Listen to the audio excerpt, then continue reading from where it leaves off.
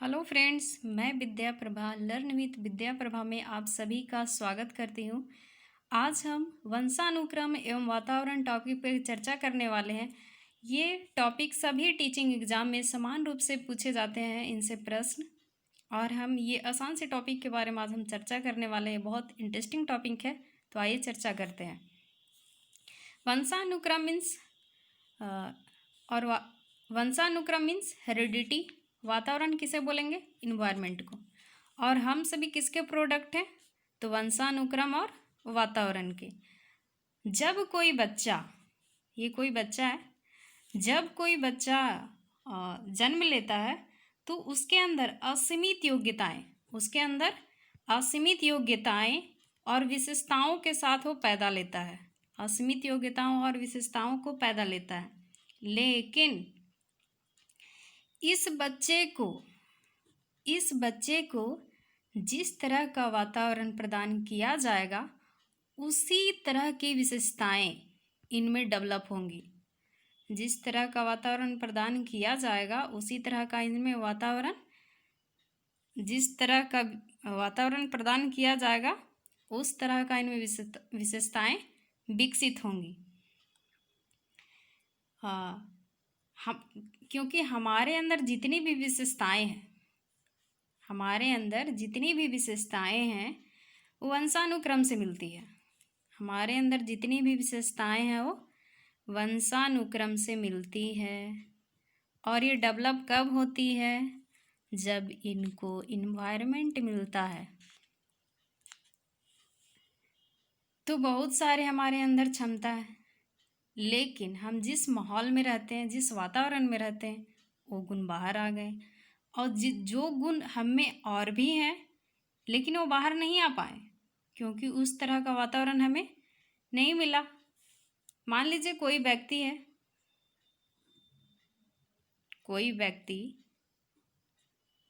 Painter है, ये paint कर रहा है, ये क्या करता है? पेंटिंग का काम करता है। लेकिन कुछ सालों बाद ये व्यक्ति कहीं चला जाता है और इसके अंदर गायन का कौशल डेवलप होता है और ये गायक बन जाता है, ये गायकी का काम करता है। तो ऐसा नहीं है कि ये व्यक्ति पेंटिंग का ही इसमें कौशल था, इसमें गायन का भी कौशल था। इस बच्चे में गायन का भी कौशल था।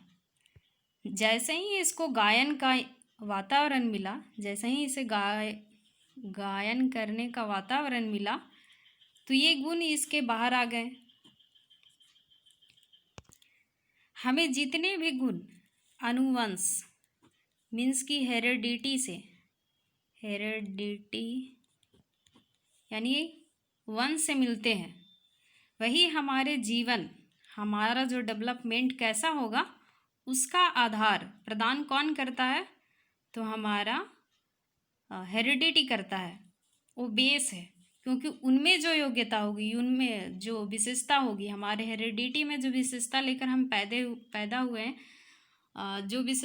जो योग्यता के साथ पैदा हुए, उसको आकार प्रदान कौन करता है?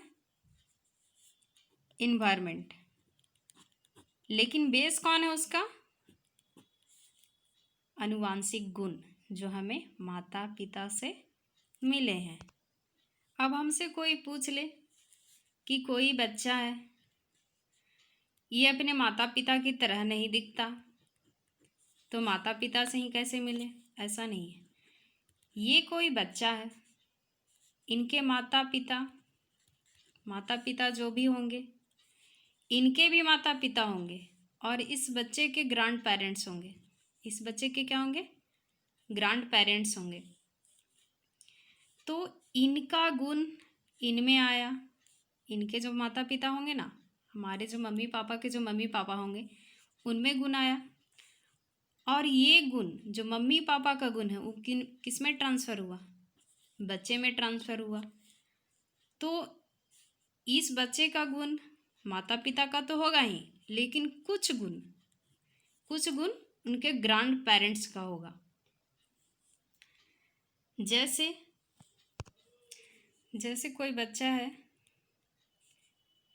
इनके माता पिता इनकी हाइट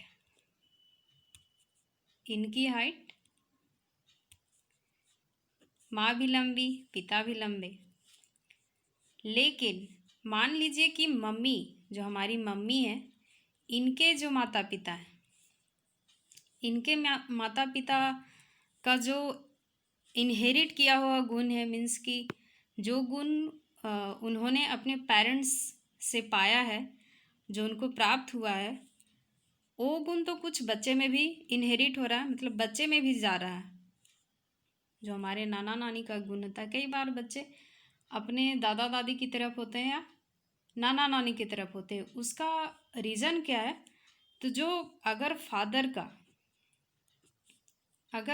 का गुण प्रभावी होता है, अगर फादर का जो जीन है हमारा प्रभावी होता है, तो बच्चे जो होंगे, ये बच्चा जो होगा वो अपने दादा दादी की तरफ ज़्यादा झुकेगा या तो अपने पापा की तरफ ज़्यादा झुकेगा।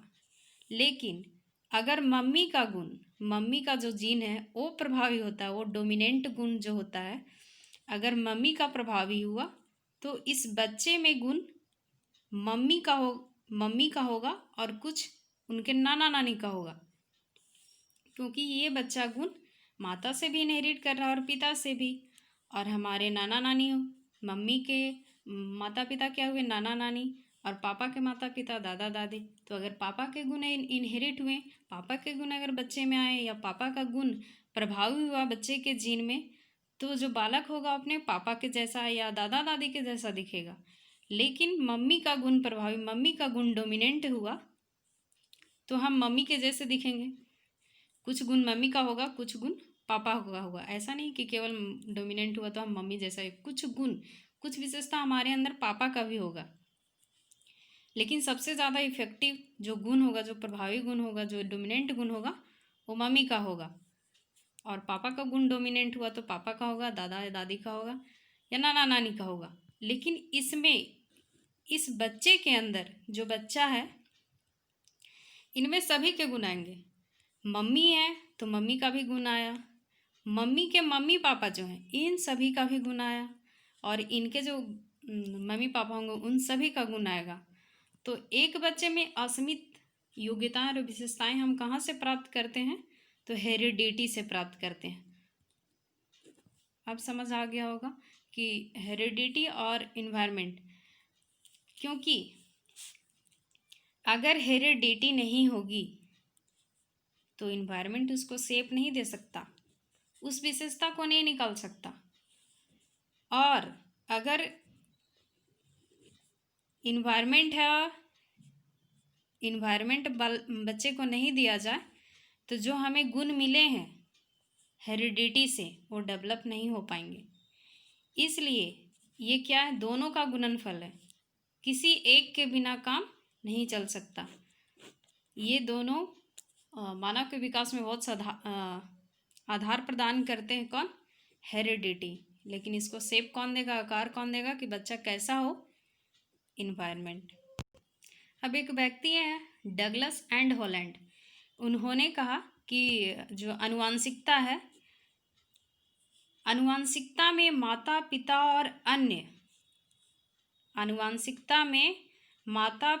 और अन्य मतलब जो पूर्वज हैं, पूर्वजों से प्राप्त सभी संरचनाएं विशेषताएं शामिल है। अभी मैंने क्या कहा कि जो मम्मी है पापा है, उनके मम्मी पापा का गुण भी हमारे अंदर होता है, मीन्स कि बच्चे के अंदर होता है।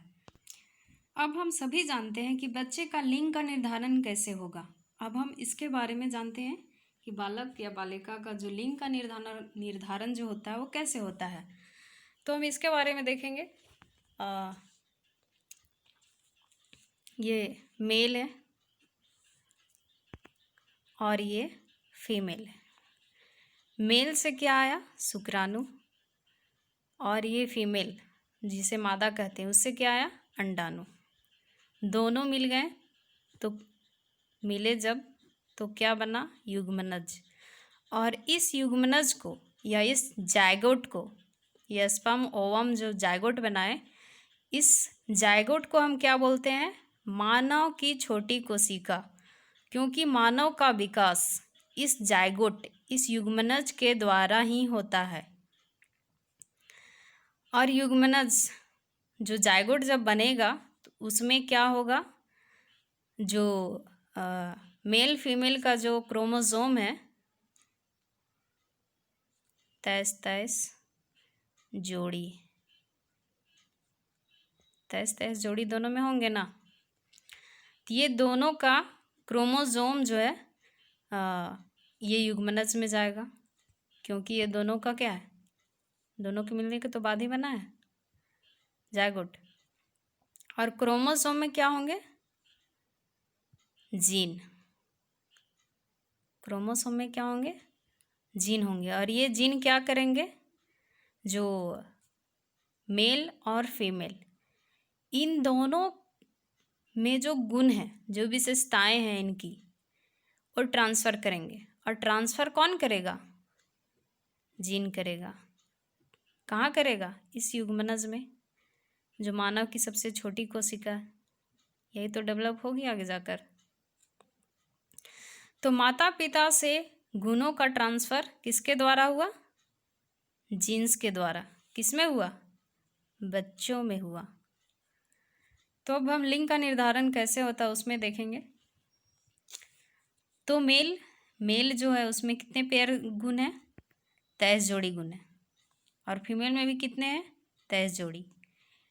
लेकिन जो लिंग का निर्धारण होता है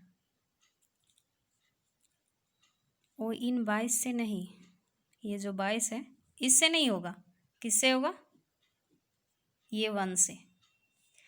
जो 22 गुणसूत्र हैं, जो मेल के 22 गुणसूत्र हैं, इसे कहते हैं ऑटोजोम्स।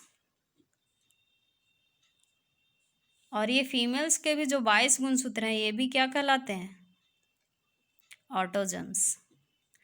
अब लिंग का निर्धारण कहाँ से हुआ, लिंग का निर्धारण यहाँ से हो रहा है, सेक्स क्रोमोसोम।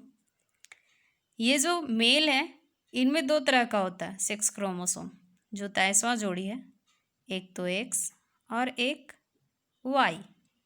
और फीमेल में क्या है, फीमेल में जो है क्रोमोसोम वो केवल XX होता है। अब ये 22 ऑटोजोम्स क्या करेंगे, ये 22 ऑटोजोम तो हमारे शरीर की संरचना, लंबाई, आँखों का रंग निर्धारित कौन करता है, ऑटोजोम्स। या कहें जो हमारे अंदर जो विशेषता और योग्यता आ रही है, जो हम इनहेरिट कर रहे हैं अपने पेरेंट्स से, जितने भी गुण हम इनहेरिट कर रहे हैं वो कहाँ से आ रही है।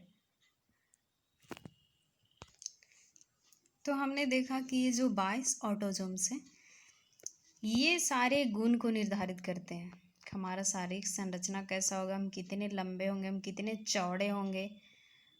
ये सारे गुण कहाँ से होते हैं, ऑटोजोम्स। लेकिन सेक्स क्रोमोसोम ये होता है XY। और सेक्स का निर्धारक, लिंग का निर्धारण कौन करता है, तो मेल। कोई बच्चा मेल है या फीमेल, इसका निर्धारक कौन होगा, तो मेल होगा। समझ में आई बात। अगर ये मेल है, ये क्या है, मेल है, और ये फीमेल है, इसमें जो गुणसूत्र है XY और XX, 22 ऑटोजोम्स इसमें भी, 22 ऑटोजोम्स इसमें भी। जब मेल का X, जब मेल का X और फीमेल का X, और फीमेल का X मिला तो क्या हुई, लड़की। मीन्स किसका निर्धारण हुआ, फीमेल। लेकिन मेल का X, जो मेल है उसका X, फीमेल का मेल का Y और फीमेल का X, क्योंकि फीमेल में तो XX होता है ना, तो मेल का Y और फीमेल का X, ये लिखने में गड़बड़ है, फीमेल का Y और फीमेल का X, तब क्या होगा, लड़का। तो लिंग का निर्धारण सेक्स क्रोमोसोम के द्वारा होता है, जो किस में होता है? मेल में होता है। लिंग का असली निर्धारक कौन है? मेल है। लेकिन ऐसा नहीं कि हम मेल को ऊपर बोझ डाल दें कि नहीं, ये तो सारा समाज में तो ऐसे जनरली फीमेल को बोला जाता है, लेकिन हम सभी जानते हैं कि इसमें ना ये लड़का लड़की के बर्थ के लिए कोई रिस्पॉन्सिबल नहीं है, दोनों का समान काम है। लिंग का निर्धारण भले हो रहा है, लेकिन इसमें मेल का भी कोई दोष नहीं और फीमेल का भी नहीं, क्योंकि एक नेचुरल प्रोसेस है। ये लड़का लड़की का जो निर्धारण हो रहा है वो क्या है? Natural process. गर्भाधान के समय नर और मादा जनन कोशिकाओं के मिलन से डिम का निषेचन होता है। डिम का निषेचन मीन्स अंडाणु और शुक्राणु, ये जो दोनों को निषेचन होता है, इसे हम क्या बोलते हैं? युग्मनज या जायगोट। निषेचित हुए डिम को युग्मनज कहते हैं। बताया आगे। वंशानुक्रम के पिता, वंशानुक्रम के पिता किसे कहा जाता है? जॉन ग्रेगर मेंडल को कहा जाता है। जॉन ग्रेगर मेंडल ने किस पे प्रयोग किए? मटर पे प्रयोग किए। ये यूपी टेट में पूछा हुआ क्वेश्चन है कि जॉन ग्रेगर मेंडल ने किस पे प्रयोग किए? तो मटर के दाने पे किए, जो हम लोग जनरली 9-10 क्लास के साइंस में पढ़ते हैं इस प्रयोग को। आगे हम सभी जानते हैं फ्रांसिस गाल्टन के बारे में। इन्होंने जो थ्योरी दी कि कोई बच्चा है उसमें 1/2 गुण, ये सांख्यिकी का थ्योरी है, 1/2 गुण पिता से आएंगे और 1/2 गुण माता से। 1/2 गुण किससे आए? पिता से, और 1/2 गुण माता से। अब जो माँ है, इनके भी तो माता पिता होंगे, जिसे हम नानी कहते हैं। तो मेरी माँ में किसका गुण हुआ? उनके मम्मी पापा का। अब उनकी मम्मी का, जो नानी की माँ होगी, उनका गुण होगा। तो नानी का हमारे अंदर कितना गुण होगा? 1/4। और नाना जी का 1/4। अब नानी की जो माँ होंगी उनका 1/8, और नानी की जो पापा होंगे उनका 1/8। ये तो माँ का हुआ। और ये जो हमारे नाना जी हैं, जो हमारी माँ के जो पापा हैं, उनके, मेरी माँ के जो दादा दादी हुए उनका 1/8, उनकी दादी का 1/8। अब इनकी जो नानी की हमारी नानी हुई, उनके मम्मी पापा होंगे तो उनका 1/16, और उनके पापा का 1/16। अब ये जो नानी के पापा थे, इनका भी 1/16, 1/16, और ये जो हमारे नाना के नाना जो हुए उनका 1/16, 1/16। मतलब ये नानी के मम्मी पापा हुए ना, नानी, नानी की माँ, नानी की नानी, इन सब से गुण कहाँ ट्रांसफ़र हो रहा है? बच्चे में। और सेम एज इसी तरह जो हमारे पापा होंगे, पापा के पापा, दादा, दादा के दादा के पापा, फिर परदादा, फिर दादा के दादा जो होंगे, दादा के पिता, उनके भी गुण किस में ट्रांसफ़र होगा? चाइल्ड के अंदर। तो ये जो गुण ट्रांसफ़र हो रहा है, तो जो गुण यहाँ दबा हुआ था, जो मम्मी पापा में गुण ये दबा हुआ था, या फिर ये जो हमारे नानी की माँ या हमारी जो परनानी हुई, तो ये गुण जो ग्रैंड नानी हुई हमारी, हो सकता है कि ये गुण बच्चे में अचानक से क्रिएट हो जाए, अचानक से बच्चे में डेवलप हो जाए वो गुण, क्योंकि जो गुण यहाँ दबा हुआ, हो सकता है उसको इन्वायरमेंट मिला, तो हो सकता है ये गुण बच्चे में भी चला आ जाए, बाद में ये जनरेशन इसमें देखने को मिल सकता है। कभी कभी बालक अपने माता पिता या दादा दादी से उसके गुण नहीं मिलते। उसका एक कारण यह भी है कि उस पूर्वज से जो विशेषताएं मिली और वह दबी हुई थी, वह यकाएक प्रभावी रूप से बालक में दिखाई देने लगी। अब हम थोड़ा जल्दी इस टॉपिक को कवर करते हैं। तो जो गुण हमको दिखाई दे रही है, अचानक से प्रणाली का गुण किसी में आ गया, तो वो क्या है, अपने नाना नानी, इसके बारे में हम लोग सिद्धांत पढ़ते हैं अभी। पहला है समानता का सिद्धांत, दूसरा है भिन्नता का सिद्धांत, तीसरा है प्रतिगमन का सिद्धांत। समानता का सिद्धांत कहता है कि जैसे माता पिता होंगे वैसे ही उनकी संतान भी होंगी, अर्थात बुद्धिमान माता पिता के बालक बुद्धिमान और मंद बुद्धि माता पिता के बालक मंद बुद्धि होंगे। मतलब जैसे पेरेंट्स वैसे उनके बच्चे। लेकिन भिन्नता का सिद्धांत क्या कहता है? भिन्नता का सिद्धांत कहता है कि इसमें बच्चे अपने माता पिता के समान नहीं होते, बल्कि उनमें मानसिक एवं शारीरिक भिन्नता पाई जाती है। जैसे किसी के पेरेंट्स का जो आईक्यू है, वो 90 से 110 के बीच है, लेकिन जो बच्चा हुआ उनमें वो गुण या तो 80 है या फिर 120 है। इसमें क्या थोड़ा सा वेरिएशन हो गया, या उसके जो बच्चे हैं, ये जो बच्चा है, उनके बच्चा या तो फेयर है, उनके माँ पिता डार्क है। तो ये क्या है, एक वेरिएशन हो रहा है। और ये जो वेरिएशन हो रहा है, इसका मतलब ये नहीं कि उसका इन्वायरमेंट है, उसका रीज़न क्या है, उसके पूर्वज हैं, उनके पूर्वज का गुण उसमें प्रभावी हो रहा है। ऐसा थोड़ी नहीं है कि हमारे माता पिता एवरेज होंगे, ज़रूरी उनके माता पिता भी एवरेज होंगे।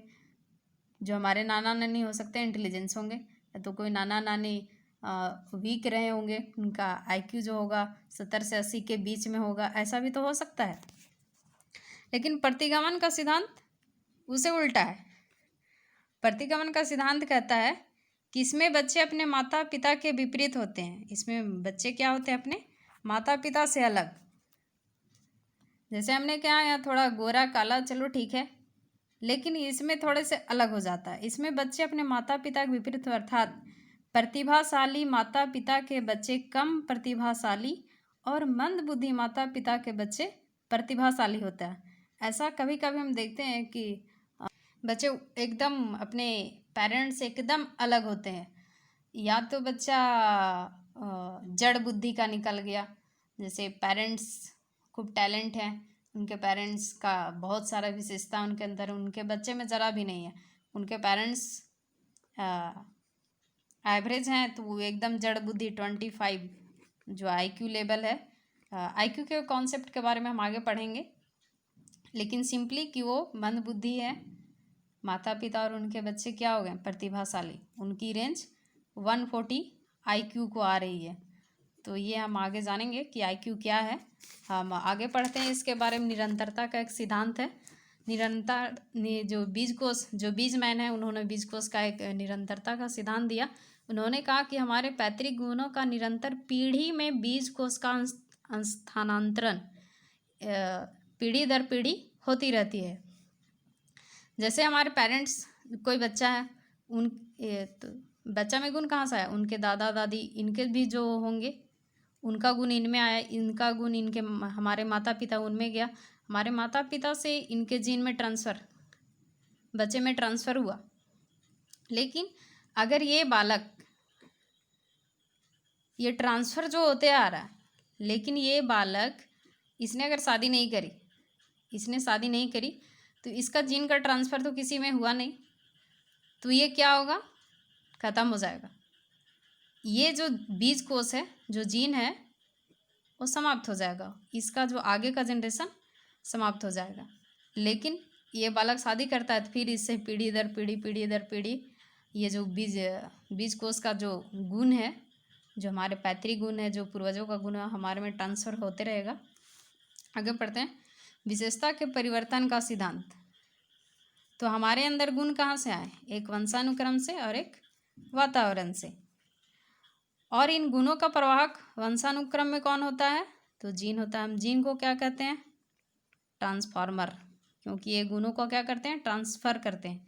एक दादा दादी से माता पिता से बच्चे में, के गुण को ट्रांसफ़र करते हैं। ये ट्रांसफ़र करते हैं और इससे जो गुण मिलता है, जो वंशानुक्रम से बच्चे में जो गुण मिलता है, वही गुण हम में आता है, वही विशेषता आता है, योग्यता आता है। हमने पीछे भी पढ़ा। लेकिन यहाँ एक गुण और भी है, वातावरण, अर्जित गुण। जैसे मैंने अभ्यास से ऐसा थोड़ी, जिनमें हम गाड़ी चलाना तो सिखाया नहीं ना, हमने गाड़ी चलाना सीख लिया। गाड़ी चलाना जब हमने सीखा यहाँ पे, कि हमारा क्या है, अर्जित गुण है। अब ये जो हमने गुण को अर्जन किया, गाड़ी चलाना जो सीखा, ऐसा नहीं है कि जो हमारे बच्चे होंगे ये गुण उनमें जन्म से होगा, ऐसा बिल्कुल नहीं है। अर्जित गुण बच्चे के जिन्स में कोई भी परिवर्तन नहीं लाते। तो ये था 5वां गुण। अब हम आगे थोड़ा सा देख लेते हैं वातावरण के बारे में। वातावरण से पहले हमें एक और थ्योरी, ट्विंस थ्योरी, जो बच्चे वाला थ्योरी है, कि आइडेंटिकल ट्विंस और पैटर्नल ट्विंस क्या होते हैं। तो आइडेंटिकल ट्विंस जो एक मेल है और एक फीमेल है, ये जो जब क्रॉस हुआ तो जो युग्मनज जो बना, इसमें एक स्पर्म और एक अंडा, ये दोनों का क्या हुआ, क्रॉस हुआ। तो अब ये जो अंडा है ये 2 भाग में टूट गया। ये अंडा क्या हुआ, 2 भाग में टूट गया। जब ये 2 भाग में ये टूट गया तो इससे 2 युग्मनज हो गए। कितने युग्मनज हो गए, 2 युग्मनज। अब जब 2 युग्मनज हुए तो ये अंडा एक ही से टूटा ना, ये अलग अलग जो स्पर्म और एक अलग अलग नहीं थे, वो एक ही थे और 1 से 2 बने। अब जब ये 1 से 2 बने तो ये इसमें गुण क्या है, ये तो गर्ल, या दोनों गर्ल होंगे या तो दोनों बॉय होंगे। आइडेंटिकल ट्विंस में क्या होगा, ये मोनोजाइगोटिक, जो एक अंडा जो टूटा 2 भाग में, या तो दोनों बच्चे लड़की होंगे या तो दोनों बच्चे लड़का होगा। अब हम आगे पैटर्नल ट्विंस। इसमें क्या होता है कि मेल फीमेल जो क्रॉस हुआ तो ये युग्मनज बना। ये जो जायगोट बना, जायगोट को हिंदी में युग्मनज कहते हैं। जायगोट जब यहाँ से जब क्रॉस होता है तो जो स्पर्म है वो 14 दिन में किसी भी जो एग है उसको फर्टिलाइज करता है। उसका जो सर्वाइवल डेट होता है 1 सप्ताह होता है, लेकिन जो अंडे हैं, जो मादा के जो अंडे हैं, वो यहाँ सेट होने में 14 डेज लगते हैं। अब यहाँ से मान लीजिए कि कोई स्पर्म आया और 2 अंडे को फर्टिलाइज कर दिया। 2 स्पर्म आया और ये 2 अंडे फर्टिलाइज हो गए। जब 2 अंडे फर्टिलाइज हुए तो ऐसा संभव है कि या तो दोनों लड़की हो या दोनों लड़के हों, या फिर ऐसा भी संभव है कि एक लड़का और एक लड़की हो। एक लड़का और एक लड़की मतलब अलग अलग होंगे। लेकिन इसमें एक चीज़ और है, ये जो ट्विंस हैं, आइडेंटिकल ट्विंस वाले, इनमें जो गुण होगा वो ज़्यादातर गुण समान होंगे। लेकिन ये जो पैटर्नल ट्विंस हैं, इनके गुण क्या होंगे, अलग अलग होंगे थोड़े से। इससे इनमें जो गुण होगा इससे कम होगा। तो आज हम क्लास यहीं एंड कर रहे हैं।